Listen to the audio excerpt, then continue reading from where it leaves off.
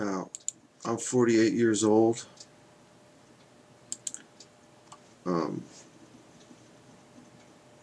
I'm here talking about LSD because LSD has a lot of potential. So,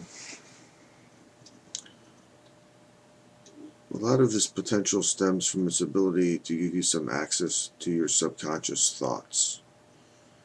Now, InMendham will say LSD doesn't magically give you access to reality. So I agree with that, but it does give you access to your subconscious, which is part of reality. And I also think that your subconscious is in some ways more aware of what reality is than your conscious in some people's cases. Now this is not the way they should become aware of this.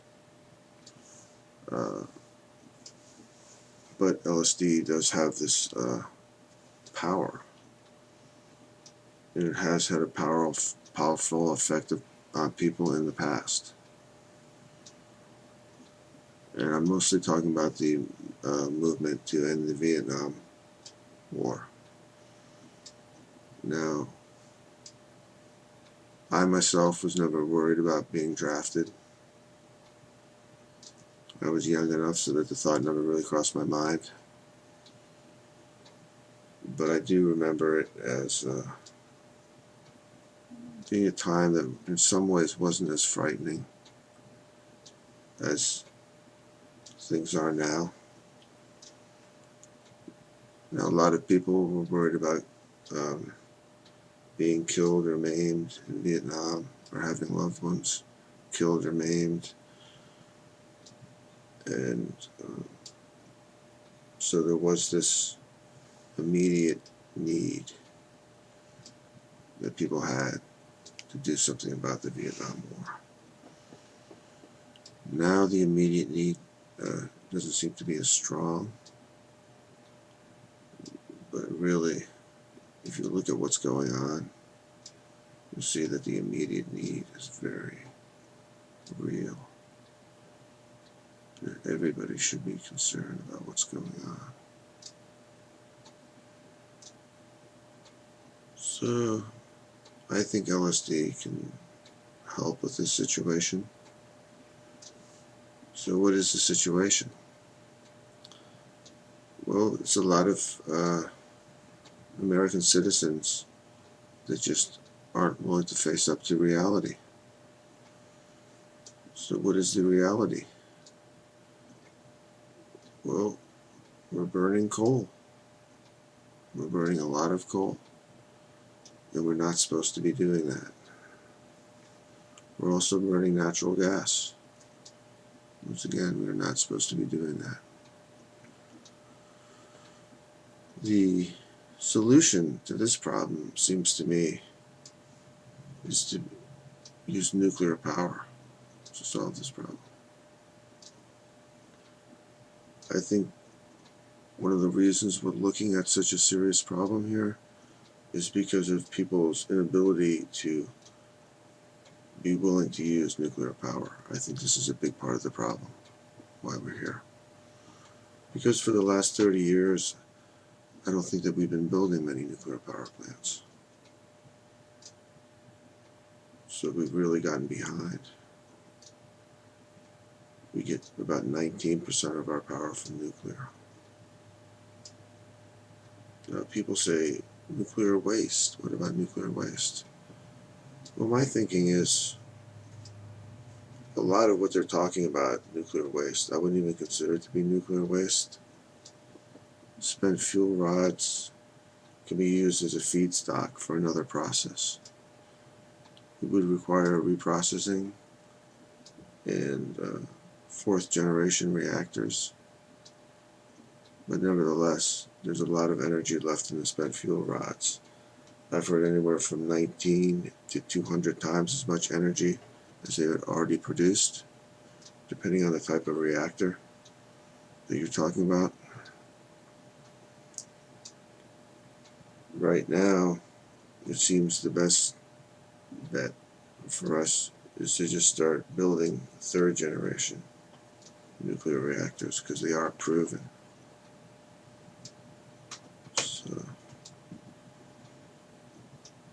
a lot of people think renewables. I don't think renewables are the answer.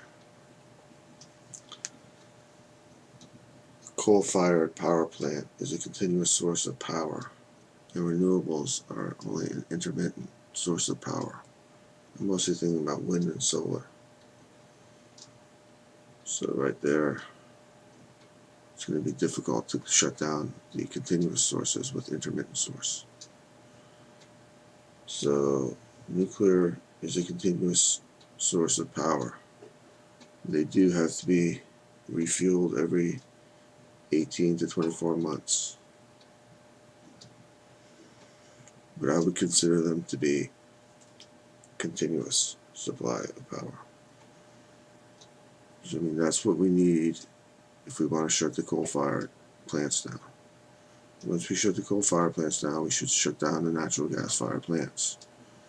We shouldn't be burning fossil fuel. It's very devastating what we're doing to the planet. So we do have the technology. It's nuclear power. There are various arguments against it. You know, it takes 10 years to build a nuclear power plant. I'm not sure if it necessarily does take that long. How much of that is regulatory hurdles that are being thrown up? Regulation is very important. My feeling is it's been done safely for the last 30 years, so I'm not overly concerned about it myself.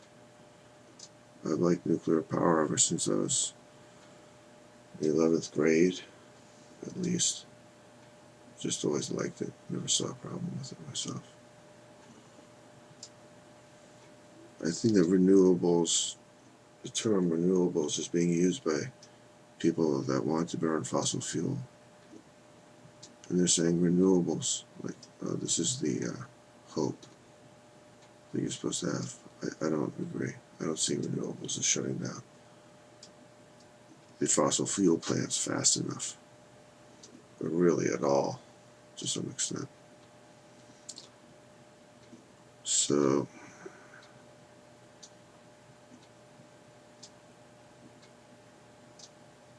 I'm sorry, I just don't see as renewables as being a cost-effective way to go in an emergency like this. I think nuclear is the way to go. So much of the problem here is NIMBYism. So we need a way to get over that. The government has to do something about the NIMBYism problem. We have to demand that the government does something about this,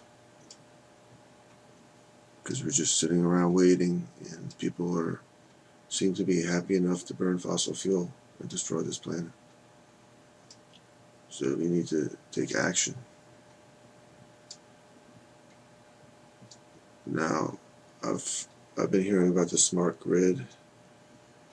I don't really see the need for the smart grid myself. It seems like something that people have coming up with to try to deal with the inadequacies of renewables. I mean, we have like 300 million smart grids in the United States already. It's called people's brains. So why not use that smart grid? You know, I do agree with smart meters. They do seem to make sense to me. I have no problem with those. But I think that we need a large base load, and we can get that from nuclear power. Now, I've heard people say, you know, it takes 10 years, but they would have said that 10 years ago, and they'll be saying that 10 years from now. So we might as well just get to work on it, do what needs to be done. I've heard people say we don't have the forging capacity because reactors need to be forged out of a single piece of metal. So I just have to say, duplicate the forging capacity, increase the forging capacity. Seems to me like we need a World War II level effort here. So, I mean, Winston Churchill said something like, Americans always do the right thing after they've done everything else. But I have heard George Will say many times that something is true, right up to the point that it's not true. So I think that's what we really have to watch out for, because that's what it's looking like. It's looking like we're not going to do the right thing, so it's very frightening.